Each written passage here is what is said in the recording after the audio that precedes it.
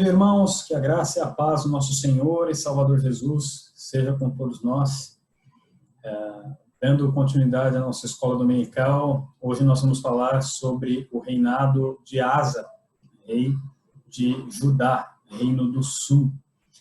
Então, para tanto, peço aos irmãos aí que abram as suas Bíblias ou, se preferir, acompanhem a leitura que faremos aqui no segundo livro das Crônicas, capítulo 14.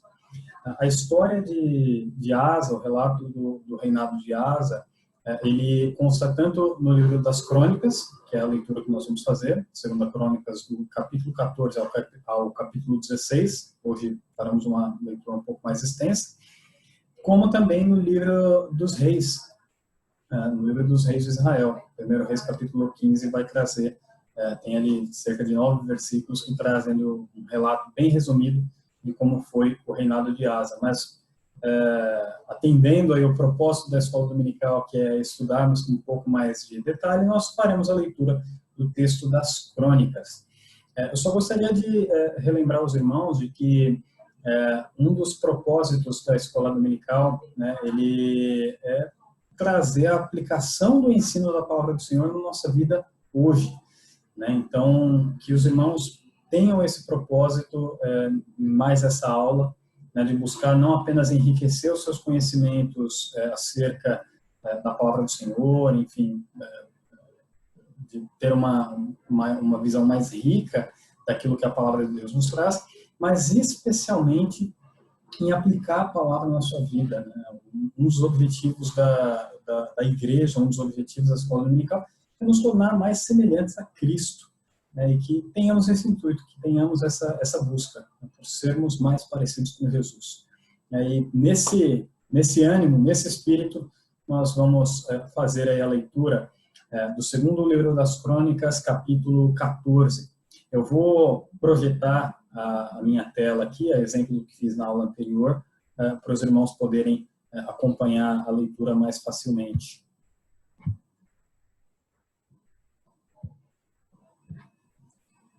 Aí, segunda Crônicas 14. Então, vamos lá.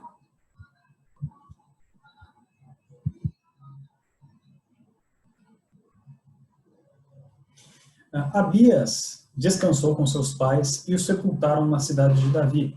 Em seu lugar reinou seu filho Asa, em cujos dias a terra esteve em paz 10 anos. Asa fez o que era bom e reto perante o Senhor seu Deus, porque aboliu os altares dos deuses estranhos e o culto nos altos, quebrou as colunas e cortou os postes ídolos. Ordenou a Judá que buscasse ao Senhor, Deus de seus pais, e que observasse a lei e o mandamento. Também aboliu de todas as cidades de Judá o culto nos altos e os altares de incenso, e houve paz no seu reinado. Aqui, só para começar fazendo um parênteses sobre esses primeiros 5 versículos, a gente vê a graça de Deus na vida de Asa. Abias, seu pai, nós vimos na semana anterior, semana passada, nós vimos que o reinado de Abias ele não foi nada bom. Abias ele andou no mesmo caminho que Roboão, né? E esse, na perspectiva humana, é o que a gente costuma ver. Os ensinamentos do pai passam para o filho e aquele negócio fica meio que perpétuo naquela família, né? Porque o filho enxerga, olha para os seus pais como exemplos, né? E é natural que ele absorva aquela forma de pensar, aquela forma de agir, aquela forma de ver as coisas, né? E isso é natural. E aqui nós vemos a graça de Deus agindo na vida de Asa. Eu lembro, inclusive, eu me vejo nessa situação também, né, de como a graça de Deus me atingiu. Na minha família, os irmãos sabem que meus pais não são cristãos. Bom, meu pai já é falecido, preguei o evangelho para ele, creio em Deus, espero em Deus, que Deus o tenha ali resgatado, né? E minha mãe, continuo pregando o evangelho para ela, mas ela não me ensinou no caminho do Senhor, apesar que devo muito à minha mãe ensinamento de honestidade, trabalho duro. São coisas que até hoje eu a elogio por isso, que ela tem 71 anos, continua trabalhando duro, né, e me dando exemplo, me dando lições até hoje. Mas o caminho do Senhor, né, de quem é Deus, o que Deus requer da nossa vida, essas coisas não foi ela que me ensinou, né? Mas foi uma vizinha, né, a Lourdes, né, que eu chamo carinhosamente de tia, né, que Deus usou para que não apenas me criasse, mas que me educasse no caminho do Senhor. Ela que me levou para a igreja, lá eu aprendi os primeiros passos. Então, eu vi ali a graça de Deus na minha vida que me converteu de uma forma extraordinária, né?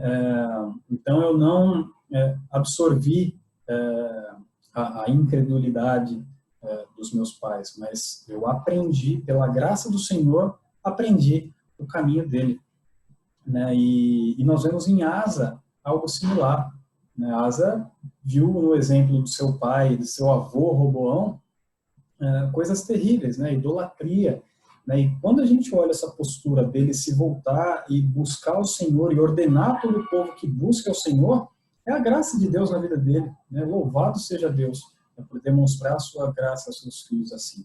Bom, vamos prosseguir aqui na leitura, versículo 6. Edificou cidades fortificadas em Judá, pois havia paz na terra, e não houve guerra contra ele naqueles anos, porquanto o Senhor lhe dera repouso. Disse, pois, a Judá: edifiquemos essas cidades, cerquemo-las de muros e torres, portas e ferrolhos, enquanto a terra ainda está em paz diante de nós. Porque temos buscado ao Senhor nosso Deus, temo-lo buscado, e ele nos deu repouso de todos os lados. Edificaram e prosperaram. Tinha Asa no seu exército 300.000 de Judá, que traziam pavês e lança, e 280.000 de Benjamim, que traziam escudo e atiravam com arco. Todos eram homens valentes. Então, fazendo um outro parênteses aqui até o versículo 8, nós vemos que por essa postura de buscar o Senhor, Deus deu paz durante 10 anos no reinado de Asa. E Asa aproveitou esse período para fortificar suas cidades, né, para se preparar para um eventual ataque inimigo futuro. Ele foi prudente nesse sentido, né? Ele aproveitou períodos de paz para fortificar suas cidades, e não apenas fortificar, mas para orientar o Senhor, né? Orientar o Senhor, perdão, para orientar o povo em relação à paz que o Senhor havia dado ao povo, né? Ele falou, olha, vamos aproveitar que a gente está em paz, que Deus nos deu essa paz, para fortificar as nossas cidades, aproveitar esse período de paz para trabalhar, né? E aí, vamos seguir. No versículo 9, nós vemos que depois desse período de 10 anos, houve aqui um ataque inimigo, né? Zerá, o etíope, saiu contra eles com um exército de 1 milhão de homens e 300 carros, e chegou até Maressa. Então Asa saiu contra ele, e ordenaram a batalha no vale de Zefatá, perto de Maressa. Clamou Asa ao Senhor seu Deus e disse, Senhor, além de ti, não há quem possa socorrer numa batalha entre o poderoso e o fraco. Ajuda-nos, pois, Senhor nosso Deus, porque em ti confiamos e no teu nome viemos contra essa multidão. Senhor, tu és o nosso Deus, não prevaleça contra ti o homem. O Senhor feriu os etíopes diante de Asa e diante de Judá, e eles fugiram. Asa e o povo que estava com ele os perseguiram até Gerá, e caíram os etíopes sem restar nenhum sequer, porque foram destroçados diante do Senhor e diante do seu exército, e levaram dali muito grande despojo. Feriram todas as cidades ao redor de Gerá, porque o terror do Senhor as havia invadido, e saquearam todas as cidades, porque havia nelas muita presa. Também feriram as tendas dos donos do gado, levaram ovelhas em abundância e camelos, e voltaram para Jerusalém. Então aqui nós vemos um ataque repentino do inimigo, né? Nós vemos que Zerá se levantou contra Asa e foi contra o reino do sul, e nós vemos uma postura interessante de Asa, né? Ele foi contra Zerá e clamou ao Senhor, né? Talvez diante daquele exército de 1 milhão de homens e 300 carros, né? Um exército absurdamente grande. Asa estava praticamente com a metade, né? Asa tinha 570, enquanto o inimigo tinha 1 milhão. Nós vemos que na lógica humana, poxa, era praticamente 2 para 1 aqui, né? Cada um do exército de Asa teria que acabar com 2 etíopes ali, para fechar a conta, né? Para poderem vencer. Só que nós vemos aqui que Asa não agiu com essa lógica humana. Ele buscou o Senhor. Ele buscou o Senhor. Ele reconhecia que a vitória dele dependia da graça do Senhor na vida dele. Sabia que o diferencial era o Senhor. E ele buscou a Deus e Deus o respondeu. Né? E aqui, irmãos, apesar de nós vermos aqui uma grande vitória, é lamentável ver a mancha do pecado, um morticínio tão grande. Né? A Bíblia nos narra aqui de que Asa perseguiu o povo e não sobrou um sequer. Então, 1 milhão de pessoas morreram, né, nessa guerra terrível, né, fruto do pecado. Né? O homem feito à imagem e semelhança de Deus, agora um guerreando contra o outro, fruto do pecado. Né? Mas aí, em outra perspectiva, nós vemos Deus respondendo à oração do seu povo. Né? Quando Asa se quebranta e reconhece o lugar de Deus como governador supremo de todas as coisas e o busca como fonte da vitória, como fonte de bênção efetiva, como Senhor da sua vida, Deus responde, Deus cumpre a sua promessa. É a mesma promessa que ele fez para Davi, a mesma promessa que ele fez para Salomão, que ele fez até mesmo para Saul. Olha, se você me buscar, eu serei teu Deus, eu me farei ser achado. Agora, se desviar de mim, eu me distanciarei de vocês.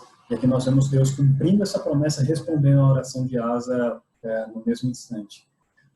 E aí vamos partir aqui para a leitura do texto de 2 Crônicas 15, capítulo seguinte. Veio, pois, o Espírito de Deus sobre Azarias, filho de Oded. Este saiu ao encontro de Asa e disse, ouvi-me, Asa, e todo Judá e Benjamim. O Senhor está convosco, enquanto vós estáis com ele. Se o buscardes, ele se deixará achar. Porém, se o deixardes, os deixará. A mesma promessa aqui sendo repetida, né?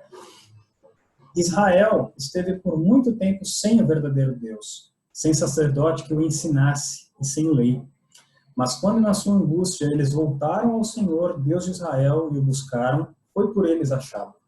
Naqueles tempos não havia paz nem para os que saíam nem para os que entravam, mas muitas perturbações sobre todos os habitantes daquelas terras. Porque nação contra nação e cidade contra cidade se despedaçavam, pois Deus os conturbou com toda sorte de angústia. Mas sede fortes e não desfaleçam as vossas mãos, porque a vossa obra terá recompensa. Ouvindo, pois, Asa essas palavras e a profecia do profeta, filho de Oded, cobrou ânimo e lançou as abominações fora de toda a terra de Judá e de Benjamim, como também as das cidades que tomara na região montanhosa de Efraim, e renovou o altar do Senhor que estava diante do pórtico do Senhor. Congregou todo Judá e Benjamim, e também os de Efraim, Manassés e Simeão, que moravam no seu meio, porque muitos de Israel desertaram para ele, vendo que o Senhor seu Deus era com ele. Reuniram-se em Jerusalém no 3º mês, no 15º ano do reinado de Asa. Naquele dia ofereceram em sacrifício ao Senhor, do despojo que trouxeram, 700 bois e 7.000 ovelhas. Entraram em aliança de buscarem ao Senhor, Deus de seus pais, de todo o coração e de toda a sua alma. E de que todo aquele que não buscasse ao Senhor, Deus de Israel, morresse, tanto menor como maior, tanto homem como mulher. Juraram ao Senhor em alta voz, com júbilo e com clarins e com trombetas. Todo Judá se alegrou por motivo desse juramento, porque de todo o coração eles juraram, e de toda boa vontade buscaram ao Senhor, e por eles foi achado. O Senhor lhes deu paz por toda parte. O rei Asa depôs também a Maaca, sua mãe, da dignidade de rainha-mãe, porquanto ela havia feito a Azerá, uma abominável imagem. Asa destruiu-lhe a imagem, que feita em pó, queimou no vale de Cedron. Os altos, porém, não foram tirados de Israel. Todavia, o coração de Asa foi perfeito todos os seus dias. Trouxe à casa de Deus as coisas consagradas por seu pai e as coisas que ele mesmo consagrara, prata, ouro e objetos de utilidade. Não houve guerra até o 35º ano do reinado de Asa. Então aqui, irmãos, nós vemos, tem muita informação nesse capítulo 15, né? Mas vamos tentar avaliar aqui por parte. Tá? Nós vemos que um profeta saiu ao encontro de Asa, né? E disse a ele de que Deus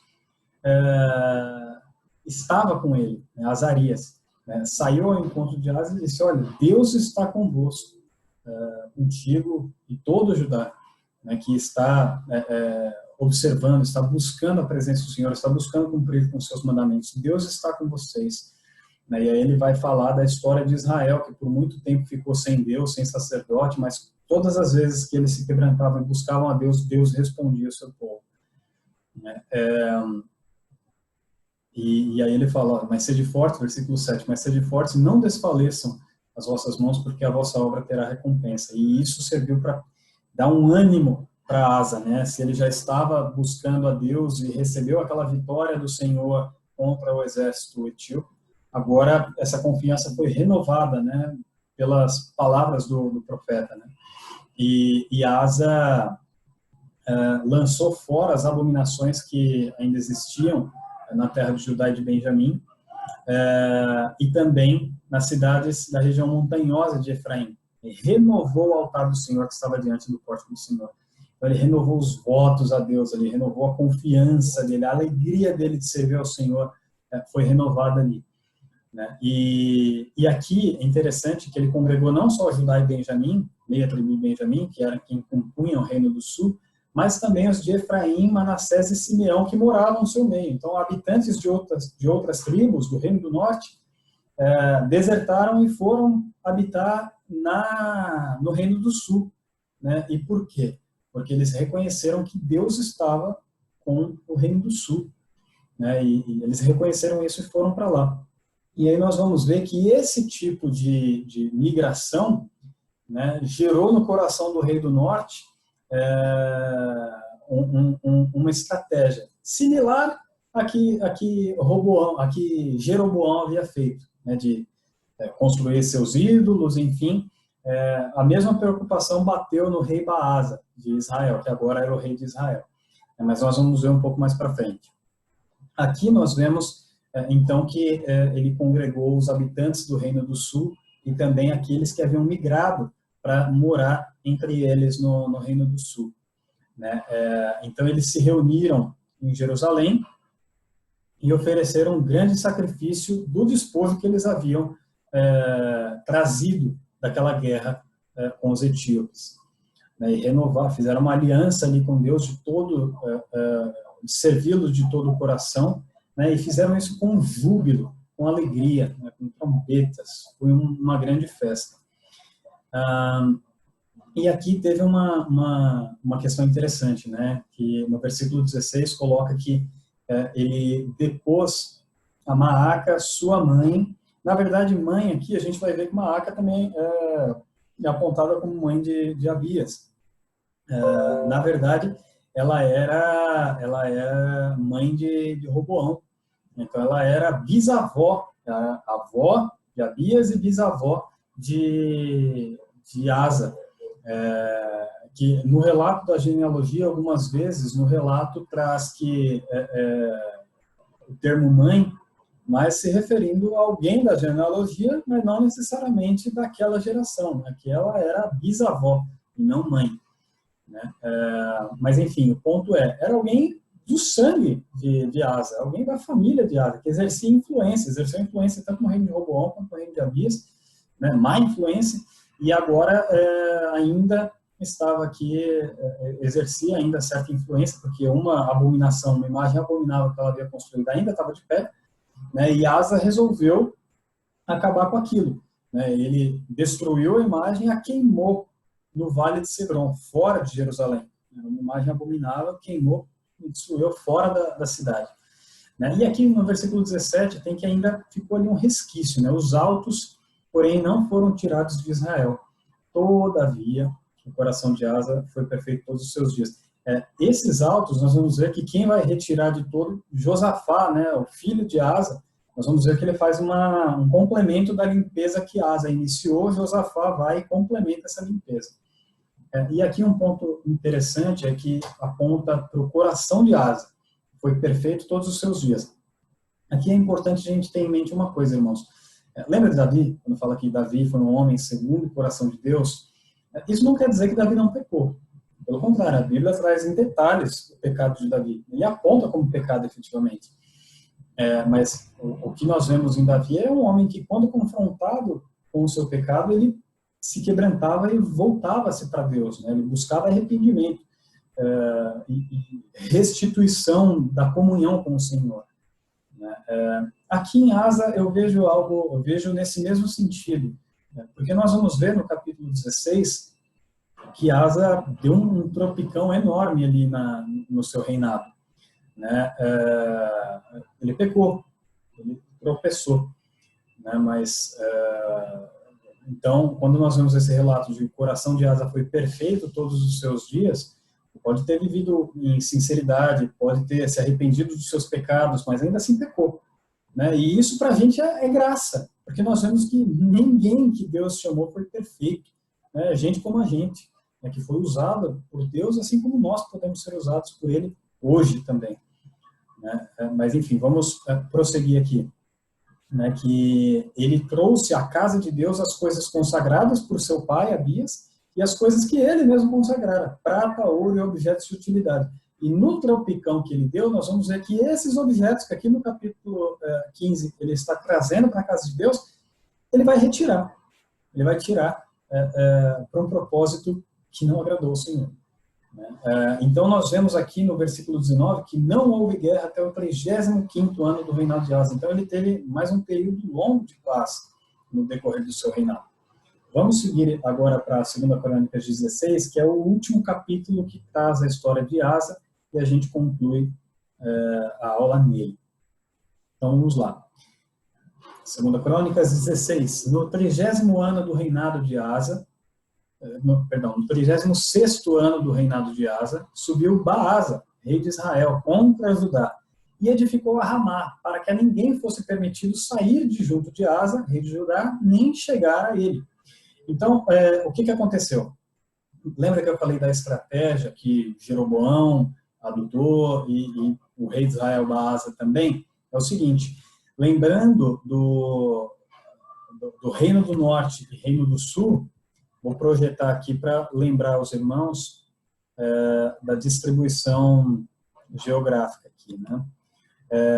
O Reino do Sul, essa parte em laranja, Reino do Norte, a parte em azul. Então, Baasa era o rei do norte aqui, durante esse período, né? E Asa, rei do sul, do Reino do Sul.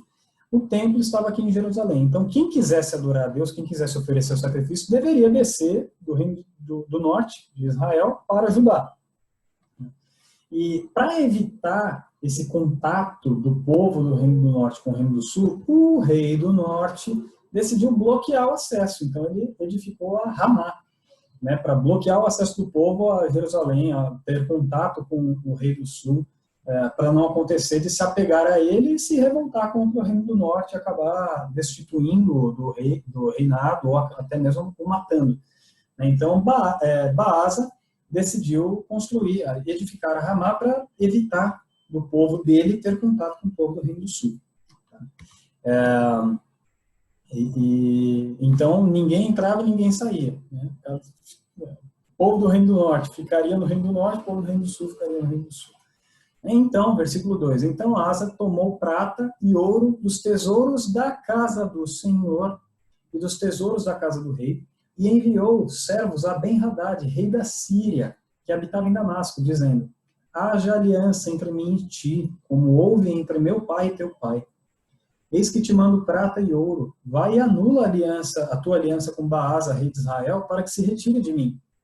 Ben-Hadad deu ouvidos ao rei Asa, e enviou capitães dos seus exércitos contra as cidades de Israel, e feriu a Ijon, a Dan, a Abel-Maim e todas as cidades armazéns de Naftali. Ouvindo isso, Baasa deixou de edificar a Ramá e não continuou a sua obra. Então o rei Asa tomou todo o Judá e trouxeram as pedras de Ramá e a sua madeira com que Baasa edificara. Com elas edificou Asa a Geba e a Mispa. Naquele tempo veio Hanani a Asa, rei de Judá, e lhe disse, porquanto confiaste no rei da Síria e não confiaste no Senhor teu Deus, o exército do rei da Síria escapou das tuas mãos. Então, olha só, aqui, só para fazer um parênteses do que aconteceu até aqui. Baasa estava edificando Ramá para bloquear o acesso do povo, ao reino do sul. Asa, ao invés da mesma forma que ele fez contra os etíopes, né, de clamar ao Senhor, ele não clamou ao Senhor, né, ele tentou achar aqui uma estratégia humana para reverter aquela situação e foi buscar o auxílio da Síria, que até então estava com aliança com o reino do norte.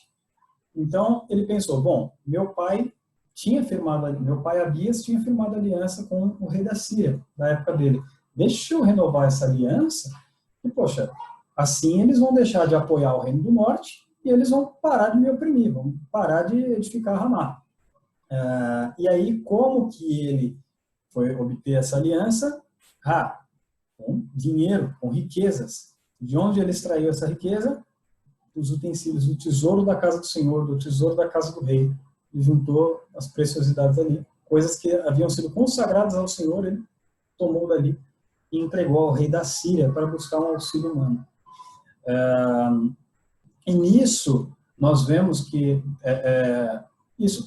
a estratégia dele prosperou, né? O rei da Síria aceitou esses presentes, né? E firmou ali a aliança com ele, atacou inclusive o reino do norte com quem ele tinha aliança, né? Foi infiel com a aliança que ele havia estabelecido com o reino do norte, né? E ele parou de ser oprimido. Então, na cabeça de Asa, falou, puxa, perfeito, olha que bom rei que eu fui, tomei uma decisão, uma estratégia muito boa.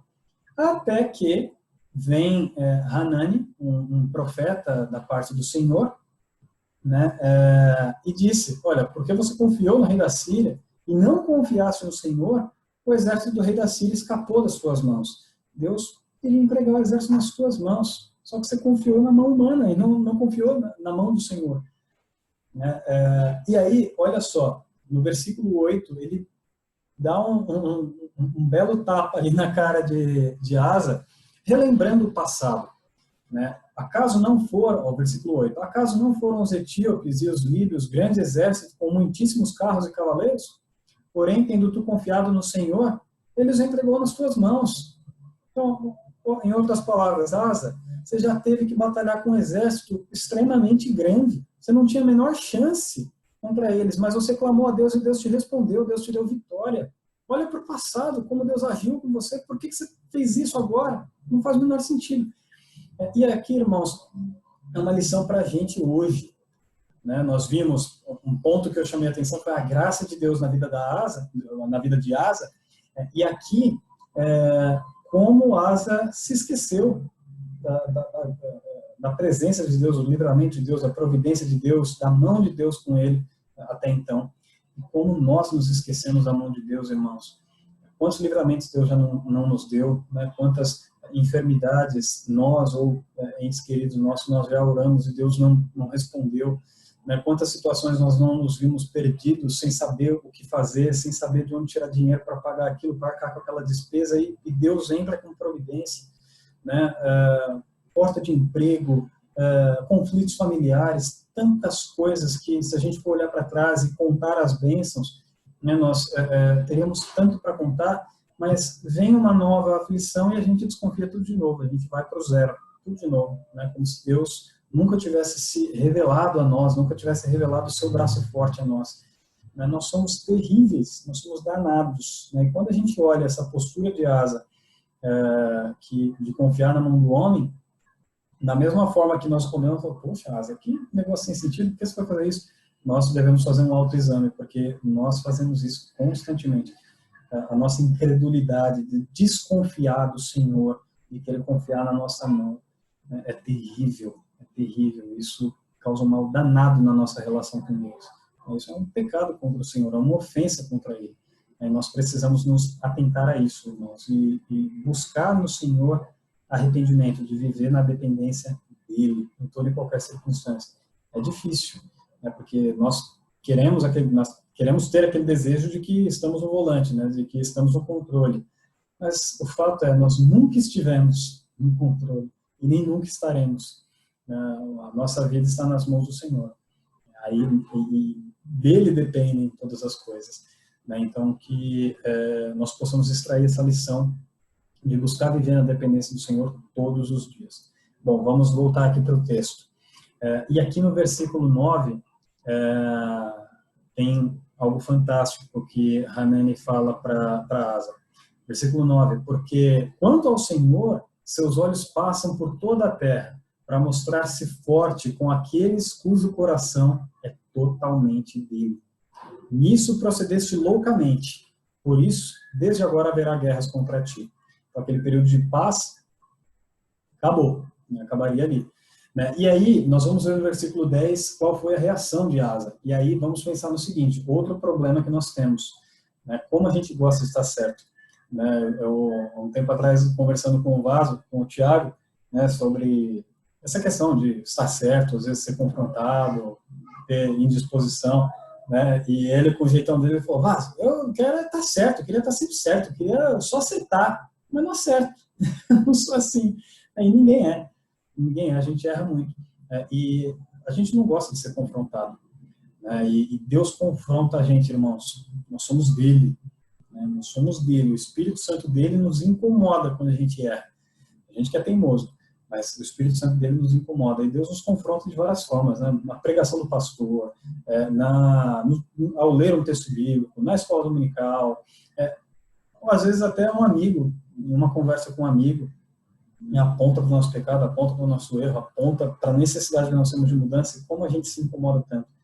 Mas quando a gente está na igreja e o pastor prega e a gente se sente confrontado por aquele texto, está ali, né? A gente e Deus. Aquele angústia no coração, a gente ora e se quebranta e confessa o nosso pecado a Deus e Deus nos restaura. Mas quando essa confrontação vem de alguém, a gente se envergonha, a gente se enfurece, né? E vamos ver qual foi a atitude de Asa. Não foi diferente da nossa. Né? Nós precisamos de humildade, irmãos, para sermos confrontados pela palavra do Senhor, seja por uma pregação ou seja por o conselho de alguém. Olha a reação de Asa, no versículo 10. Porém, Asa se indignou contra o vidente, contra o profeta, e o lançou no cárcere, no tronco, porque se enfurecera contra ele por causa disso. Na mesma ocasião, oprimiu Asa alguns do povo. Então, nós vemos que Asa estava com o coração endurecido aqui. Aquele período que Deus deu para ele de paz, aquele reconhecimento que ele tinha dado a Deus, falou, poxa, a paz que nós temos vem da parte do Senhor. Aquele homem que levava o povo a servir ao Senhor de todo o coração, nós vemos que ele já não estava mais parecendo a mesma pessoa aqui. Né? E aqui, nós vemos que o coração dele estava um tanto enrijecido, né? Estava endurecido. E nós podemos ver que quando a gente se deixa de buscar a Deus, quando a gente relaxa no nosso zelo espiritual, o nosso coração fica mais duro. Você pode lembrar também de Davi, né? Quando Davi adulterou com Batseba, poxa, o povo estava na guerra, era para ele estar lá, ele não estava no palácio, estava passeando, né? Dando uma volta ali, viu uma mulher que não era dele, pegou, mandou chamar, adulterou com ela, e permaneceu com o coração duro, né? Mandou matar, praticamente foi um mandante ali, né? Ele planejou ali, fez uma estratégia para que o marido daquela mulher fosse assassinado, Urias, né?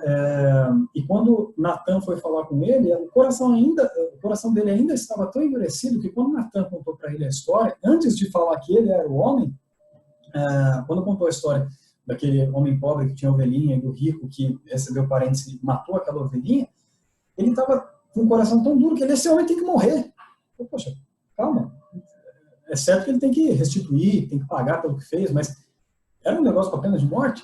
O coração dele estava tão enrijecido que ele estava bruto, estava longe de Deus.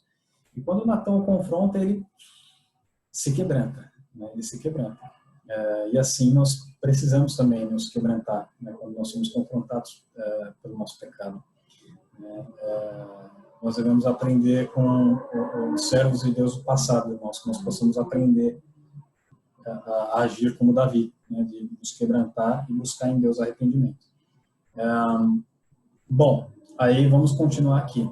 Né? Então nós vemos que o coração de Asa estava mais duro, né? No versículo 11, eis que os mais atos de Asa, tanto os primeiros como os últimos, estão escritos no livro da história dos reis de Judá e Israel. No 39º ano do seu reinado, caiu Asa doente dos pés.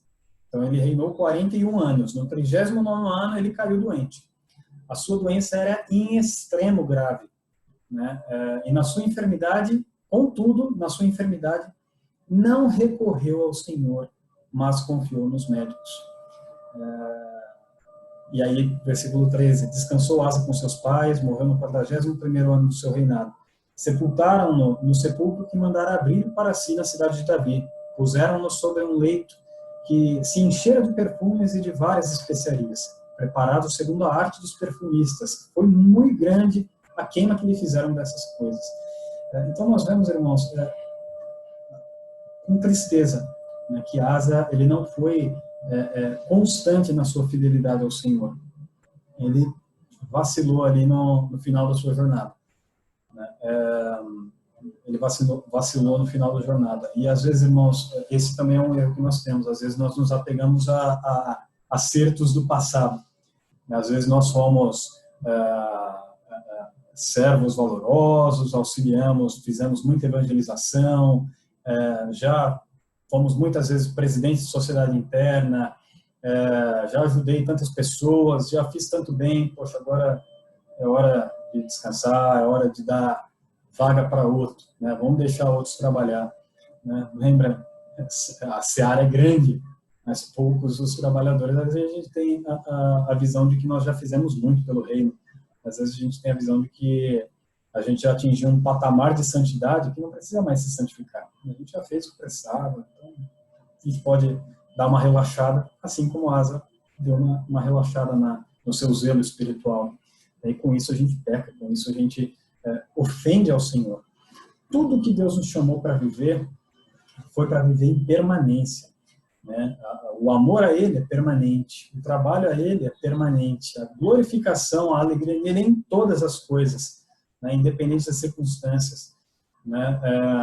E a vida eterna que Ele nos chama para viver não é temporária, é eterna, é constante.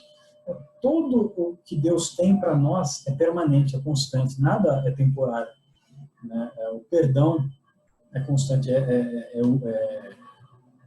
sem par, é eterno. O amor dele por nós é sem par, é eterno, interminável. Então nós precisamos lembrar disso, que o nosso compromisso, o nosso zelo, o nosso trabalho, a nossa vida, a nossa necessidade de glorificar a Deus em todas as coisas é permanente, até que Ele venha, ou até que a gente vá. Mas enquanto tivermos força, consciência, lucidez, né, que possamos trabalhar para a glória do Senhor com alegria, conhecendo que é nele que nós podemos fazer as coisas. Não é a força do nosso braço, mas é a graça dele que age em nós e nos usa, né, usa esses vasos de barro, né, para a glória de um Deus tão grande.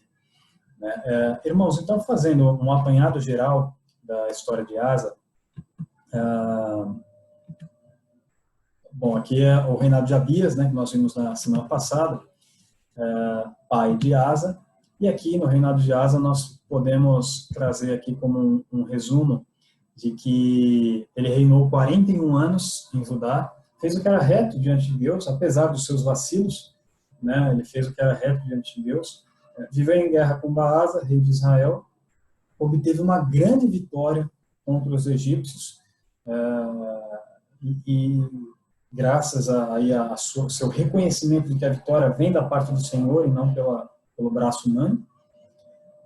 Mas aí no fim da vida dele nós vemos que ele não foi constante em sua fidelidade, pois deixou de confiar em Deus e confiou nos homens, tanto quando fez aliança com o rei da Síria, quanto ao confiar nos médicos. Nós vemos que ele passou aí 3 anos aproximadamente com uma grave doença, e o relato de Crônicas traz que ele confiou nos médicos e não no Senhor. Um relato triste, né, para se ter no final da vida. Mas, irmãos, que a graça de Deus nos segure. Né? E como eu sempre gosto de pensar, irmãos, como está a sua vida? Né? A aplicação da palavra de Deus na sua vida hoje. Busque fazer uma análise dos acertos e dos erros de Asa, e dos seus acertos e dos seus erros, né, para a gente buscar fazer um autoexame sincero diante do Senhor, não só em dia de Santa Ceia, né, mas constantemente, né, que seja um exercício constante, diária das nossas vidas, né? Buscar glorificar Deus em todas as coisas, viver na dependência dele, nos alegrar nele em todas as coisas. É difícil, irmãos. Nós estamos em uma pandemia, né? Às vezes a nossa fé é roubada, a nossa alegria é roubada, e quão facilmente a gente cai nas armadilhas do inimigo, né? Mas que nós possamos resistir, não com a nossa força, mas com a força do Senhor. É o Senhor que tem nos sustentado até aqui, é o Senhor quem vai nos sustentar até o fim das nossas vidas. E, irmãos, que nós possamos ser como os amigos de Daniel, né? Sadraque, Mesaque e Abednego, de que, independente das circunstâncias, eles permaneceram firmes diante do Senhor. Só lembrando, né, eles foram desafiados por Nabucodonosor a se ajoelhar diante da estátua que ele havia construído para adorar, ou eles seriam lançados na fornalha. E eles disseram, olha, nós não nos ajoelharemos. Nós não vamos nos ajoelhar. Nós não vamos nos ajoelhar diante dessa estátua. Mas saiba que se Deus quiser nos livrar, Ele vai nos livrar das tuas mãos. Mas se Ele não quiser, nós vamos continuar na nossa postura de servi-lo, de adorar só a Ele. Então, é Ele quem decide, mas a nossa fidelidade, nós vamos permanecer nela. E assim eles fizeram. E eles foram lançados na fornalha, eles foram libertos. Né? Mas, ainda que eles não fossem libertos, eles teriam permanecido firmes na presença de Nabucodonosor e na presença do nosso Deus. Irmãos, nós estamos diante dessa pandemia, nós não estamos isentos de sermos contaminados, nós não estamos isentos até mesmo de perder a vida diante de uma enfermidade dessa, ou de qualquer outra enfermidade, né? Nós somos sensíveis, nossa vida é muito sensível, né? E nós estamos sujeitos, nós não temos a garantia de que não padeceremos, de que não sofreremos em decorrência disso, mas que independente das circunstâncias, irmãos, que possamos nos agarrar nas promessas do Senhor. Uma delas que o próprio Cristo fez é que, se tem uma coisa que vocês vão ter nesse mundo é problema. Vocês vão ter aflição, vocês vão ter angústia, vocês vão ter problema. Mas tem de bom ânimo, porque eu venci o mundo. Tem de bom ânimo, porque eu estarei com vocês todos os dias até a consumação dos séculos. Se nós, por um lado, temos a promessa de que nós teremos angústia, por outro lado, nós temos a promessa de que Ele está conosco, de que Ele venceu o mundo, de que Ele nos auxilia, irmãos. Que, independente das circunstâncias, nós possamos nos apegar a Ele, possamos nos alegrar nele, saber que todas essas coisas que acontecem, não apenas acontecem pela permissão do Senhor, mas acontecem por seu decreto eterno. Antes de todas as coisas, Deus escreveu a história. Nós somos limitados, somos sensíveis, nós não temos as duas pontas da história. Ele tem, o nosso Deus tem. O nosso Deus tem pleno controle, tem domínio absoluto de todas as coisas. E, de alguma forma, Ele vai fazer toda essa situação contribuir para o bem daqueles que o amam. Contribuir para a glória do seu nome. Que nós sejamos instrumentos nas suas mãos para agir em conformidade com o seu propósito para a nossa vida. Amém, irmãos? Que Deus os abençoe e conceda um domingo em sua presença. Que Deus os abençoe.